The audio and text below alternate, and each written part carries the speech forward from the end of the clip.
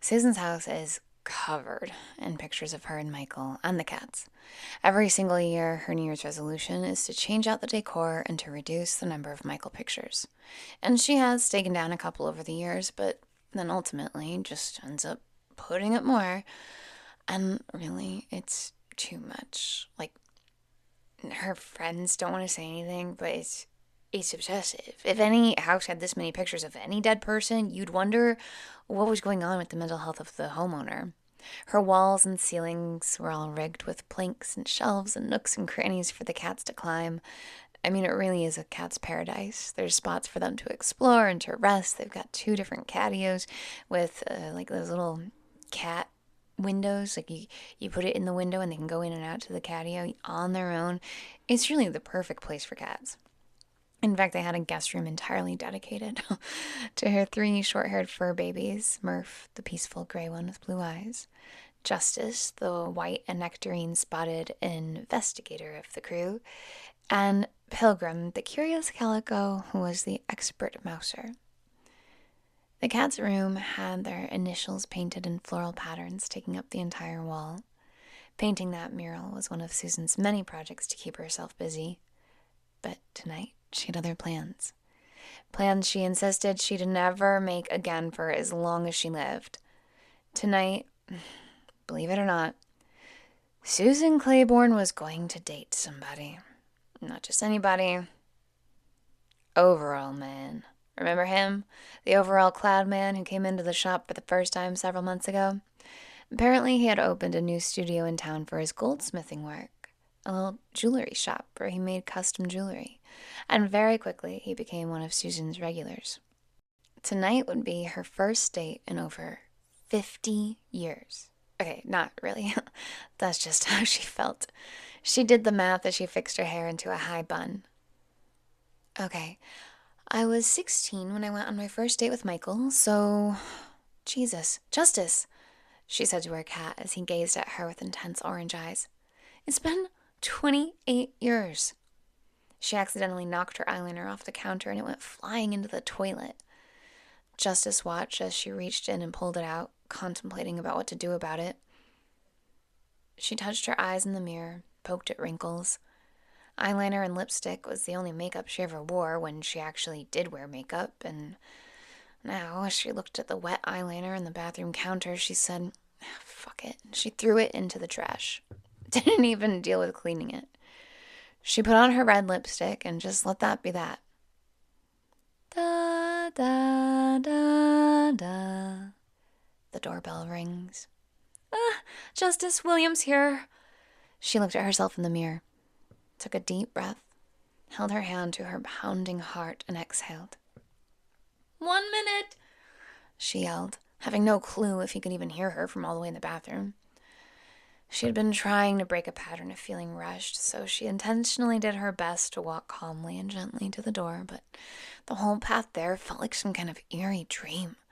Was she still in her body even? She couldn't tell. She felt like a ghost walking in her own halls. The halls where her husband once carried her on his back, where they would goof around with the cats. The halls where they built those in-wall play structures for them. The halls that were covered in their family portraits. Her hand reached the doorknob, and as she turned it, it felt more like Susan was watching some kind of movie play out than actually living in the moment. Like, it was like cut to, scene of Susan's hand on the doorknob. When she opened it, William was holding a bouquet of bright yellow roses. The scent hit her nose immediately, pulling her back into her body. He was smiling with a sparkle in his eyes as he said, "Wow, Susan, you look beautiful. Here, these are for you." She smiled and thanked him and took in a big inhale of the fresh flowers. "Wow, these are amazing, William. Want to come in as I put these in a vase before we go?" As William followed Susan while they walked in silence through her home, she was feeling extremely uncomfortable in her stomach and did her best to hold in a fart, but he definitely noticed and didn't say anything. Neither of them acknowledged it, and he also clocked at least 10 photos of her previous life, all smiling, all silly, always with the cats. Justice peeked his head around the corner as William entered the kitchen behind Susan. "Who's that one?" he asked. "This is Justice," she said while pulling a vase out from under the sink. She then grabs scissors and begins cutting the stems while continuing. "We got all three as kittens during Hurricane Elmo. I don't know if you remember that Hoopskington shelter a few towns over.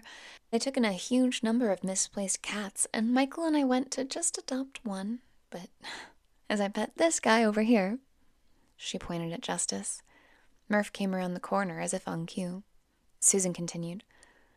"Murph and Pilgrim, I think Pilgrim's hiding in his den, both climbed up right on Michael.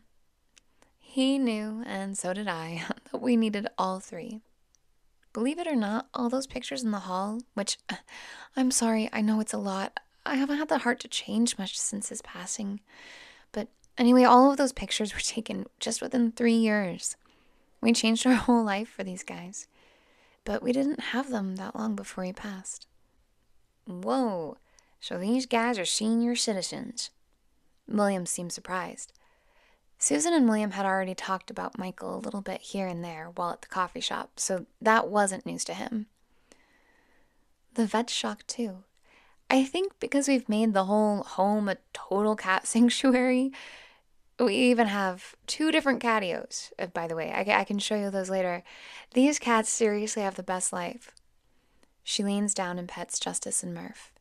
They truly are my kids.